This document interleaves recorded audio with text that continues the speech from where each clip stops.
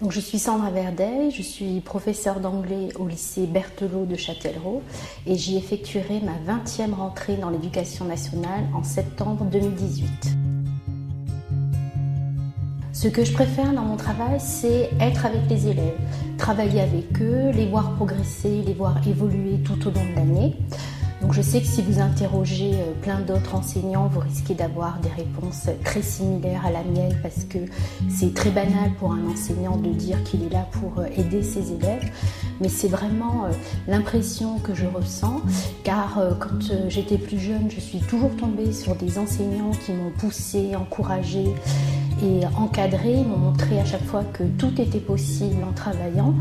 Et j'estime que là où j'en suis arrivée aujourd'hui, c'est grâce à eux. Je suis très fière de moi, mais je suis aussi très fière d'être une fille issue de l'école de la République qui a été boursière. Donc c'est aussi l'État qui a payé mes études et je veux montrer aux élèves, par mon travail et mon implication, que les mêmes chances s'offrent à eux aujourd'hui.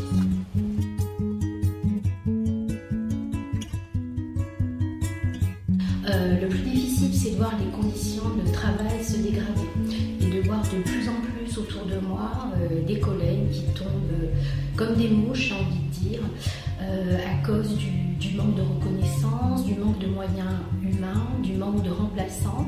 Et ce qui m'énerve le plus, c'est qu'on ne réfléchisse pas à cette question de façon collective, que l'administration ne s'en empare pas, voit les enseignants s'absenter de plus en plus, ne fournit pas de remplaçants et ainsi met la pression sur ceux qui travaillent. Ce qui est caricatural pour parler des conditions de travail des enseignants, c'est que de nos jours, il est bien plus facile de remplacer un ordinateur qui est tombé en panne que de remplacer un enseignant qui est absent. Voter aux élections professionnelles, c'est permettre à nos représentants de nous défendre dans des instances paritaires qui vont d'ailleurs être supprimées d'après ce qui est prévu dans les projets du gouvernement.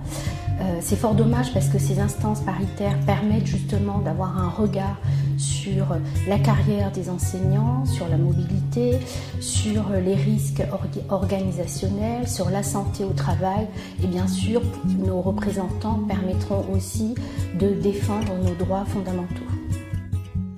Voter CGT, c'est aussi arrêter de mettre les gens en compétition et les faire travailler ensemble.